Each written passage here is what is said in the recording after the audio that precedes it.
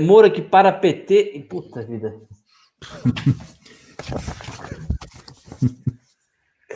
Ai. Olha, e olha que eu costumo dar uma olhadinha na pauta antes, para não ser pego de surpresa, mas de vez em quando a gente... acho que eu passei o olho aqui e não vi isso aqui. Moro equipara PT e Bolsonaro e acena pela primeira vez a movimentos contrários ao presidente. É oficial, gente. A Rosângela Moro tomou conta do perfil do Sérgio. E, enfim. O ex-ministro Sérgio Moro acena pela primeira vez aos recém-criados movimentos que se autodenominam pró-democracia e equipara o PT, Partido dos Trabalhadores, ao presidente Jair Bolsonaro. Para Moro, o partido do ex-presidente Luiz Inácio Lula da Silva não reconhece erros cometidos durante seu período no governo federal em relação aos desvios na Petrobras. Isso equivale, nas palavras do ex-juiz da Lava Jato, ao discurso negacionista de Sérgio Moro sobre a pandemia do coronavírus. É um erro isso, diz. Olha, o Ítalo, é só uma correção, negacionista do Bolsonaro, né? Mas eu quero só dizer o seguinte, essa é uma das maiores canalices que eu já vi na minha vida. Comparar a posição do PT, e veja que ele não fala de crimes aqui, ele usa a mesma palavra que usam os petistas, erros. Eles não cometeram erros, cometeram crimes. Um monte de crimes contra o país, contra as instituições, contra o que você quiser, roubaram, fizeram, deram dinheiro para grupos terroristas, para outros países, tá. Bom, então o PT não reconhece isso, é negacionista nisso. E o Bolsonaro é negacionista sobre a pandemia. Ele nunca foi negacionista sobre a pandemia. Ele só disse que não era o que se estava dizendo. Agora, você comparar essas duas coisas, isso é uma canalice fora do comum. E isso está no meio de uma notícia assim com uma naturalidade. Não, o PT negou os crimes e agora esse aqui nega. Quer dizer, não sei se... Mas você vai ver o seguinte, esta narrativa é a mesma narrativa do antagonista, aliás, a Gazeta do Moro, é a mesma narrativa do antagonista, é a mesma narrativa do Sr. Gilmar Mendes, no fundo para imputar ao Bolsonaro um genocídio. Isso é gravíssimo. Essa coisa aqui é de um descaramento total. Se vocês leram, não sei se tiveram o desprazer de ler alguém mandou antes na pauta. Eu li porque fui obrigado, porque vocês me obrigaram a ler. Alguém mandou, eu não ia ler, não. Alguém mandou aqui a notícia, o editorial, o artigo que o Sérgio Moro assinou no Globo. Sim. É revelador por vários motivos. Primeiro, porque é um artigo de candidato. O que ele está fazendo, esses discursos, essas entrevistas, o posicionamento é muito claro. Ele perdeu o espaço completamente na direita brasileira, está claro que ele não tem mais espaço na direita brasileira, certamente não tem espaço na esquerda petista, e ele agora está tentando se colocar como um candidato de centro. Então, por isso que ele fala, e eu vou abrir aspas aqui, quero deixar claro, o populismo é negativo por si mesmo, seja de direita, seja de esquerda. E se você perguntar a ele o que é populismo, porque o artigo dele é sobre populismo, mas ele não define. E é uma das coisas que em ciências políticas, hoje em dia as pessoas têm mais dificuldade de definição, é um assunto, é um longo tema, mas ele claramente não sabe o que é, mas tudo bem, porque ele não está preocupado com a definição, é um nome para ele chamar, é só um nome para ele chamar. Aliás, Paulo, deixa-me só dizer uma coisa, eu acho que ele de propósito não define, porque é mais simples se mascarar atrás dessa palavra que ganhou uma certa conotação negativa e que ninguém define claramente, então diz, não, o populismo, e essa coisa que você diz, populismo de esquerda e de direita, não diz o que é, isso é mau. Mas eu interrompi você, era só para frisar isso. É bem colocado, e aí ele fala assim, o populismo com lampejos autoritários está escancarado. E aí, por que é importante? Por que foi importante eu ler essa porcaria? Porque ele coloca aqui: órgãos vinculados ao executivo devem cumprir acriticamente a pauta do Planalto estão sujeitos a interferências arbitrárias. Esse sujeito não tem a menor ideia do que é uma democracia representativa. Ele não tem a menor ideia. Ele não tem a menor ideia do que é democracia representativa. Ele não entende que o mandatário está lá colocado por nós para implementar as políticas que nós queremos. Que nós queremos. E aí ele vem aqui.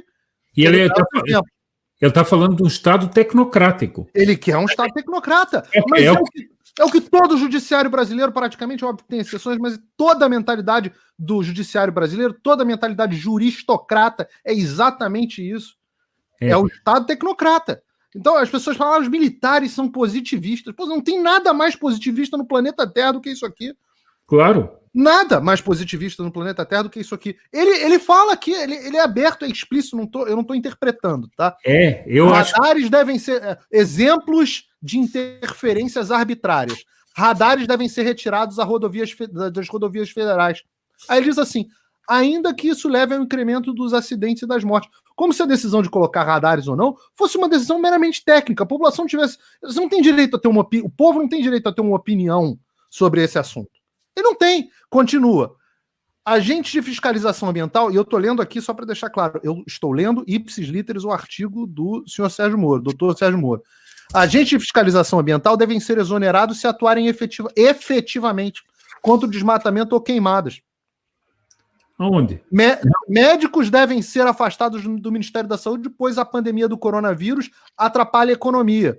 E agentes federais não podem cumprir ordens absurdas dirigidas contra aliados político-partidários. Olha a salada que esse cara fez aqui. É uma canalice. Olha a salada que esse cara fez. Então ele mistura tudo e no final, repara porque isso é importante, tem um outro tema na pauta, talvez eu atropele, mas é só para fazer o gancho, Ítalo. Médicos devem ser afastados do Ministério da Saúde, pois a pandemia do coronavírus atrapalha a economia. Ou seja, no final das contas, a mentalidade dele é a mesma desse juiz hoje do Rio de Janeiro, que contraria a opinião do governador e do prefeito do Rio de Janeiro e estabelece que as medidas de afastamento, etc., têm que ser mantidas. Mas quem deu esse poder para o governo, para um juiz tomar essa decisão? E baseado no quê, Paulo? Baseado no quê? Qual é a lei? Exatamente, baseado no quê? Por que, que ele é intérprete? Por que, que ele é intérprete de uma questão que, teoricamente, devia ser científica? Talvez não devesse ser científica, talvez ela é do mandatário. Claro, é do mandatário. Se o mandatário quiser ser anticientífico, ele tem um mandato popular para ser anticientífico. E aí o povo depois cobre dele as consequências. Os instrumentos de fiscalização, o parlamento pode agir contra o mandatário, mas o mandatário deve tomar a decisão. O judiciário deve fazer o quê? O judiciário deve julgar as leis, os processos legais que estiverem em andamento. O judiciário não pode tomar decisão executiva. O que é isso? Mas é exatamente o caminho do que o senhor Sérgio Moro diz aqui. E no final das contas, o que é a decisão executiva? Tá aí. No final das contas, se a gente fosse escutar a OMS, ou o que quer que seja, a gente já está lidando com 2 milhões de mortes no Brasil. Tem 5, 50, é mais do que a previsão de outras pessoas tinha, é mais, mas não são 2 milhões. Então, moral da história, ninguém sabe se quarentena funciona, se não funciona, continuam sem saber. Tá hoje, também deve estar na pauta. Notícia da OMS dizendo que pessoas assintomáticas muito dificilmente transmitem o vírus. Ou seja, quem deveria estar quarentenado... Já vamos passar para isso já, Paulo. Deixa eu só ver se eu... a pauta, mas é porque o assunto é o mesmo. Mas é que eu acho que vale a pena, sabe, Ítalo, por aí agora comentar isso pelo seguinte, porque isso aí é tão ligado ao comentário do Moro e ao comentário do Rio, que eu acho que o Paulo está fazendo perfeito. Eu acho que podia puxar esse tema para aí, porque isso é o desmentido de toda essa palhaçada. Sim, porque no final das contas eu sou governado por uma OMS. Que eu não coloquei lá, que não sabe o que está fazendo, já errou um monte de vezes. Pô, coloca a máscara, tira a máscara agora, está falando para tirar a máscara de novo. Então, esses caras ditam o que é o certo, e aí vem um juiz e toma de mim, o povo, a decisão da minha autodeterminação. Então, quando o Moro diz, é um absurdo o presidente querer nomear, interferência política, o presidente não querer nomear o diretor da Polícia Federal. Como é que deve ser o critério? O critério deve ser o quê? Técnico? Qual o critério técnico? Ô, Paulo, e depois o seguinte, ele põe isso como arbítrio do presidente quando isso é reconhecido na lei que é prerrogativa do presidente, e o sujeito põe isso como ato de arbítrio. Agora eu pergunto o seguinte, e ser nomeado pelo ministro da Justiça não é ato de arbítrio? Não, porque ele é técnico. Ah, tá. É só para saber. Apesar de eu não ter votado no Sérgio Moro. Não sei se algum de vocês votou no Sérgio Moro para presidente. Claro que não. Claro. Então, eu votei em quem para escolher o chefe da Polícia Federal? No meu representante, no meu mandatário. É. O sujeito que escreve um troço desse, ele não é isso, não. Você repara pelos posts do Sérgio Moro, agora que ele resolveu abrir a boca no Twitter, se tornou mais notória a opinião dele, porque antes ele só era conhecido no meio jurídico pelas sentenças muito ruins, tá? Vocês conversarem com advogados, eu sei que muita gente gostava do Sérgio Moro, eu sei que esse é um assunto sensível, mas as sentenças do Moro são reconhecidamente ruins. Agora, as opiniões deles que são públicas estão claras para as pessoas conhecerem. Esse cara não tem a menor ideia do que é o funcionamento de uma república. Ele não entende o que é uma democracia representativa. Ele quer uma tecnocracia. Não é esse o modelo brasileiro, não é esse o modelo que as repúblicas representativas criaram. Não é esse. Uma pessoa que é juiz de direito, professor universitário, deveria conhecer melhor esse assunto. Perfeitamente. Paulo, espera aí, deixa só comentar aqui uma coisa. Diga lá. Para reforçar o absurdo do que o Paulo mostrou. Você tem o Supremo Tribunal Federal decide que não é o presidente que pode tomar as medidas sobre lockdowns ou não lockdowns, sobre quarentena, porque tem que ser os governadores e os prefeitos.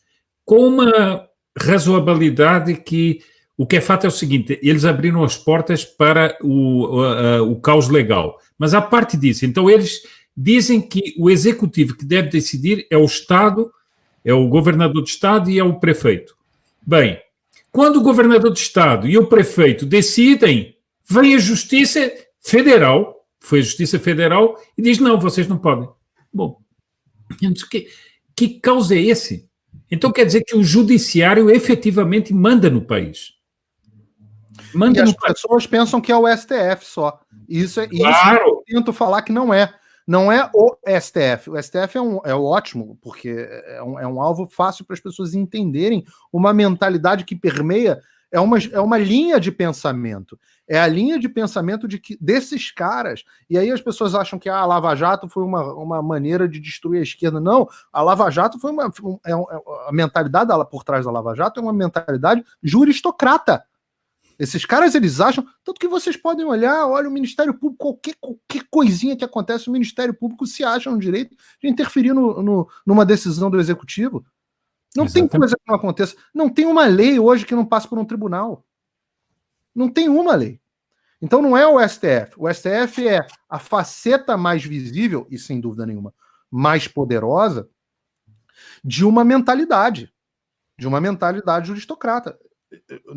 Veja bem, certo ou errado, o governador do Rio, o chefe do Poder Executivo do Rio de Janeiro, empoderado, digamos assim, referendado, inclusive por uma decisão do Supremo Tribunal Federal, tomou uma decisão, como se o Sepúlveda acabou de falar. O juiz vira e fala, não é você que tem que decidir. Quem tem que decidir isso é a OMS. E se você discorda da OMS ou do Átila Lamarino, sei lá, né? Exatamente. Se você discorda de um deles, você está contra a ciência. Bom, já que está em... Wilton, espera aí, deixa que esse negócio eu acho que rende os bons comentários, porque exatamente, por exemplo, a atitude do Sr. Barroso é essa. Ele chama o Átila Lamarino como um tecnocrata e ele, como outro tecnocrata, vão decidir se vai haver eleições ou não. Sim, é um negócio completamente absurdo. Bom, mas deixa-me só fazer um comentário, Paulo. Que Deus abençoe o Brasil e saia da ignorância! Não se esqueça de se inscrever e fiquem com Deus. Saia da ignorância.